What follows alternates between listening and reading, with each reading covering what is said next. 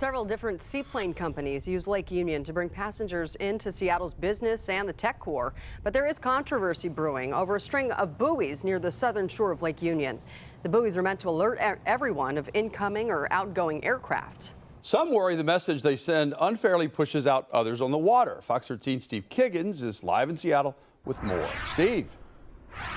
Yeah, David and Jamie, it comes down to the exact language that's on these buoys. Some worry that it spells out an outright declaration that anyone that's in the water that's nearby needs to clear a wide swath whenever there's an airplane landing or taking off. But the agencies that regulate what's on these buoys say the language needs to be just an advisory.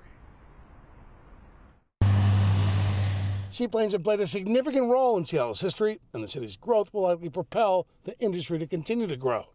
Kenmore Air has been here for decades as one of 3 airliners operating from Lake Union. But people who live and play on its shores worry aircraft could push others out. It's supposed to be a lake used by all and not with a carve out in the center of the lake for one user. Peter Erickson lives along this lake shore and shouts out loud his allegiance to save Lake Union, a campaign by Seaplane's environmental coalition that claims the buoys intended to warn people of incoming aircraft may instead leave an impression that this strip of water is exclusive for seaplanes. Going to be more and more flights. Erickson says as Seattle grows, so too will the number of people seeking recreation on Lake Union. For more than 70 years, seaplanes have used this water to shuttle passengers.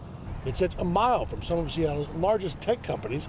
It's an attractive alternative to SeaTac. They can bring in their executives from Vancouver and other cities in the region and come to work in South Lake Union. And so it's very convenient, it's very fun, it's very beautiful for them to do all that, but it is coming at a cost to the neighbors. Darby Dukem is an attorney representing the coalition, which at the end of August sent this letter to Seattle officials claiming the buoys do not comply with its permit, asking regulators to make the permit holder issue corrections. If you see the line of buoys in the middle of the lake start flashing, give the seaplanes a little space and move 200 feet away. The Recreational Boating Association blitzed Lake Union's neighborhood with PSAs earlier this summer, asking everyone on the water to mind the zone. The State Department of Ecology says the permit limits markings on the buoy to be advisory in nature and not to restrict the public from being inside the immediate area.